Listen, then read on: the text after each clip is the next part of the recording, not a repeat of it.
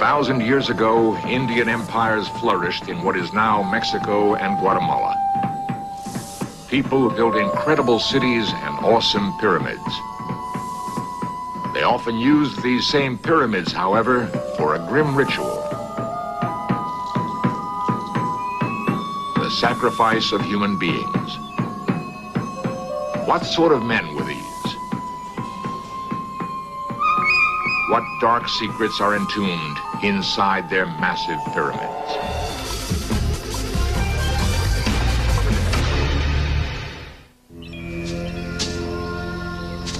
Vast areas of Central America are dense, uninhabited jungle. For centuries, the only regular visitors have been men known as chicleros. They come in search of the chicle tree, from whose sap chewing gum is made. Often, it was these chicleros who first discovered towering, vine-shrouded mounds, ancient stone pyramids. All over Mexico and Guatemala, pyramids lie in ruins, remains of many separate Indian cultures, some dating back thousands of years. The few pyramids that have been restored are among the most awesome works of antiquity.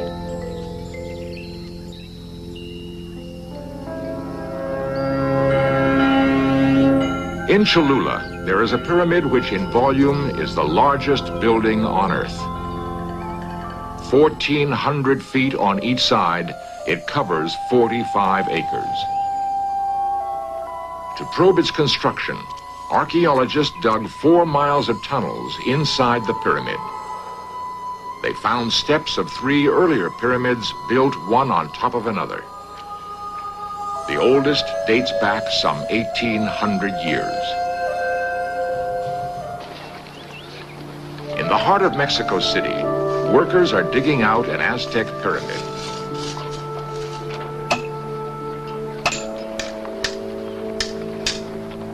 Covering 2 city blocks, the ruins consist of 9 overlapping pyramids.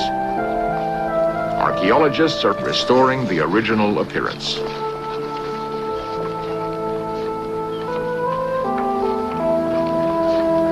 It was here in 1520 that Spanish conquistadores, led by Hernan Cortez, marveled at a gleaming white pyramid 100 feet high. It supported temples dedicated to the chief Aztec gods. The many temples and plazas comprised one of the great religious and ceremonial centers of ancient Mexico. When the Spaniards arrived in the New World, most of these pyramids were already in ruins, sources of mystery even to the native peoples. Later, travelers in Mexico who knew that the Egyptian pyramids were burial monuments asked whether the pyramids of Mexico might contain tombs or buried treasures. When none was found, they wondered what strange meaning these pyramids might have had. Ancient American pyramids are found in the ruins of great architectural complexes. At the top of each pyramid is a platform reached by a steep staircase. Here stands a temple consisting of a few dark rooms. Why did these tiny temples require such massive bases? Near Mexico City sprawl the sun-baked ruins of Teotihuacan, largest and most mysterious city of ancient America. Dominating its avenues are huge pyramids. Here, the enigmas begin. Facing west, the largest pyramid of Teotihuacan was dedicated to the sun god. Only half the height of the largest Egyptian pyramid, the Pyramid of the Sun nevertheless covers the same immense area, almost 600,000 square feet. If the builders had contact with Egypt, no one can say. Recently, an ancient tunnel was discovered under the Sun Pyramid. It leads to a natural cavern where only a few pottery shards have been found. To Mexican Indians, caves symbolize Mother Earth. Some archaeologists believe the cave was the legendary birthplace of the pyramid builders' tribe. Its discovery has fueled speculation that somewhere in the huge bulk of the pyramid are hidden chambers, perhaps even a tomb. 300 meters from the Sun Pyramid is a group of ancient holes forming a triple cross. From this spot, on June 21st, the longest day of the year, the sun can be seen to rise over the pyramid's third notch, precisely marking the summer solstice.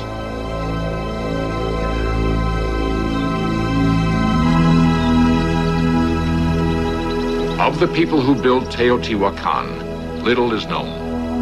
To their origin, we have scarcely a clue. The city flourished for centuries. Then, suddenly, 1,200 years ago, it was burnt and abandoned for reasons unknown. No other great city left so few traces of its demise. No hieroglyphic writing or apocalyptic legends record the city's end. Did the climate change suddenly? Could disease, hunger, and civil strife have made the city vulnerable to invaders from the north? Why was their city of over 200,000 laid out in such precise grids? What was their religion? Who were their gods? We are still searching for clues. One pyramid is decorated with great serpents.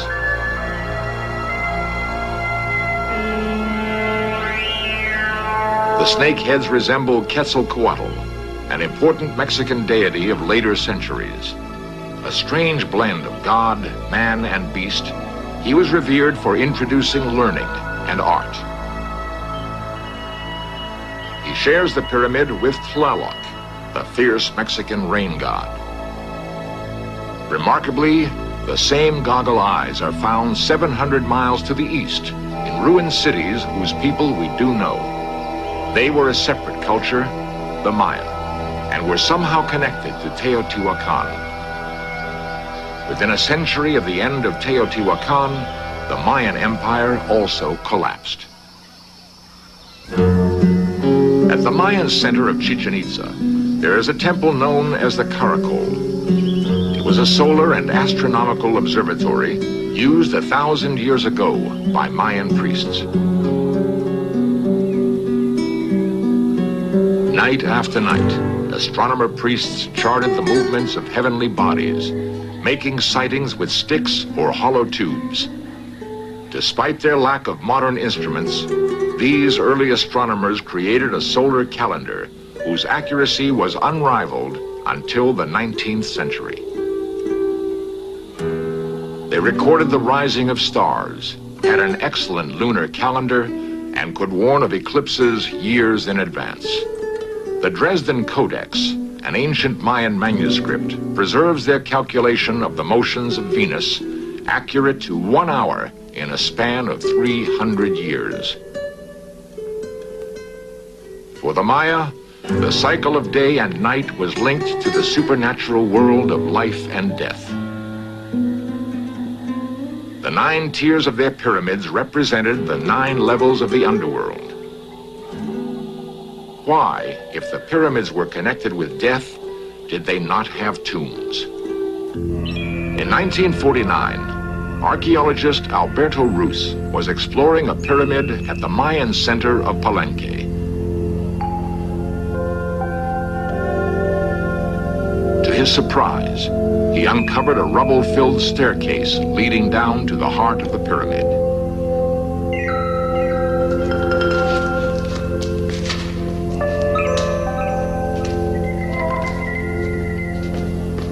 At the bottom of the staircase, Rus found skeletons of several youths, perhaps placed there as guardians.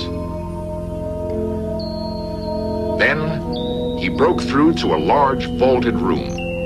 Around the walls were stucco reliefs of Mayan gods, known as Lords of Darkness.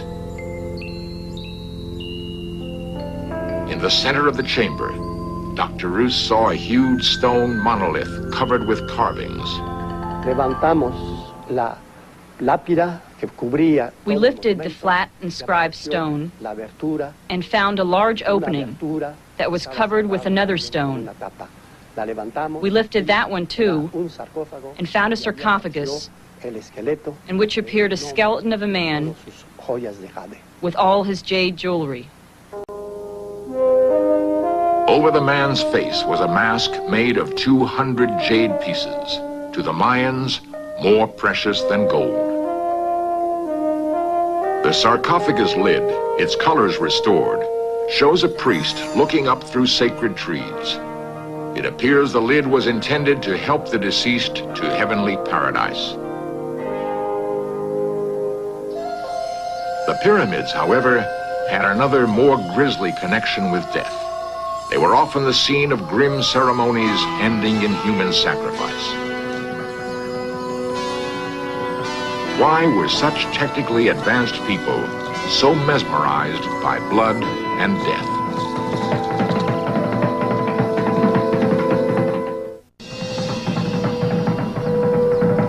When archaeologists excavated the Caracol at Chichen Itza, they found 14 skulls on a platform adjoining the main stairway.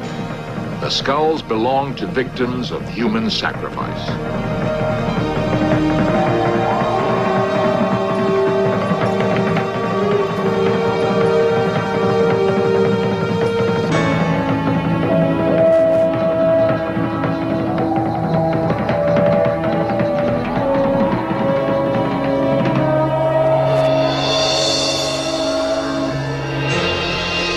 The most common form of sacrifice, the heart was torn, still beating, from the victim's chest by the high priest and offered to the gods. The victims were prisoners of war, slaves, or even devout volunteers. Often, the body was divided among priests and populace and eaten. According to Dr. Roos, we don't know whether the Mayans performed sacrifices on the tops of the pyramids. For the Aztecs, we have information from the writings of the chroniclers, including some drawings. And there you can see that they made human sacrifices in front of the temple on the tops of the pyramids. After they killed the sacrificial victims, they threw them down the stairs.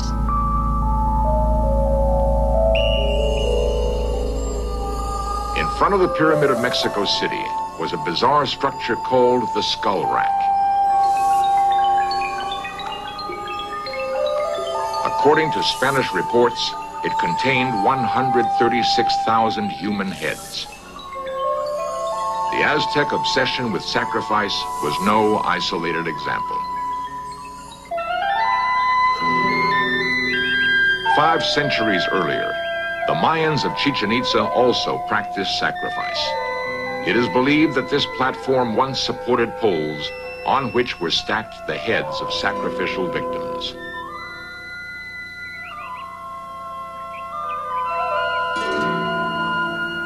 There were many situations that called for sacrifice. The rain god had to be appeased. And to protect the sun during its nightly passage through the underworld, priests felt compelled to make daily offerings of human hearts and blood. Ancient Mexican and Mayan art is rich in death-inspired images.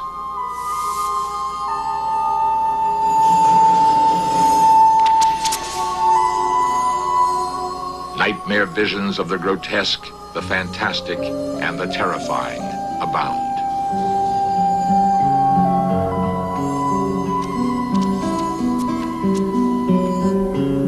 The famous calendar stone, found near the Aztec pyramid, embodies the highest flowering of their science and art. At its center is the sun god. Sticking out in the form of a knife, his tongue depicts the god's incessant demand to be fed with human hearts and blood. Why were these people so preoccupied with death? How could cultures so advanced in art and science be so obsessed by blood and sacrifice? They were a people who invented zero and counted time in the millions of years. Yet, slaughter fascinated them more than anything else. In the shadow of the pyramid was the bustling marketplace. Amidst clay pots and garden vegetables, a young man leads a procession. He is dressed in the garb of the god to whom he will be sacrificed. Such sacrificial victims felt especially honored, since their souls would rise to the house of the sun. For ancient Mexicans, there were no absolute barriers between the living and the dead. They feared death, but believed it flowed naturally from life. We know their descendants, simple corn farmers living in the torrid plains and jungle villages of Central America. In the Yucatan, most of the villagers are pure Mayan. Today, the Mayans' descendants remain suspended between ancient and modern worlds, tied to unfathomed mysteries in the buried cities of their ancestors.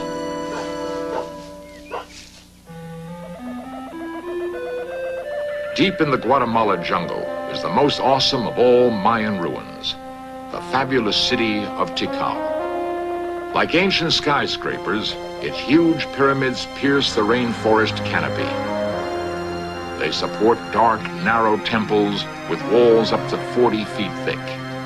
Crowning the temples are giant roof cones covered with ornate but decaying sculpture. Once, gleaming white plaster coated the pyramids. Temples were painted a gaudy red. Great crowds gathered in the plazas to watch spectacles of pomp and sacrifice.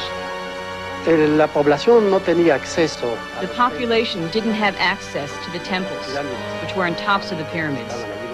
The only ones allowed were the priests. For the ordinary people, the pyramids were proof that the ruling class had great power, that they had better obey. Perhaps the pyramids were symbols of ruling class power, designed to awe and frighten the populace. The pyramid stairs are so steep that some tourists have slipped and fallen to their deaths. Perhaps they were built so that bodies of sacrificial victims would roll unimpeded to the ground. Everywhere at Tikal are altars paired with vertical stones called stelae. A common theme of altar carvings is the bound prisoner destined for decapitation. On one stone, skull and thigh bones represent the captive, dispatched by two executioners with stone knives. Why are there so many altars at Tikal? Could it have known the horrors of mass sacrifice? More than 50,000 people once lived in Tikal. But in 889 AD, the dates carved in stone suddenly stopped. The city was mysteriously abandoned. The whole Mayan empire collapsed. No one knows why. The jungle has today reclaimed its territory. Once gleaming temples have crumbled to ruin.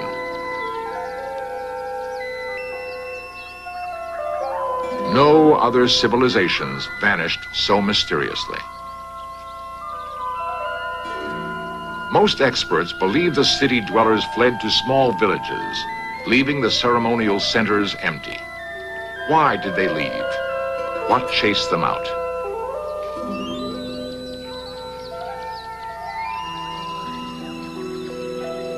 In ancient America, gods and men met in ways we may never understand. Animalistic, fatalistic, and magical ideas ruled supreme.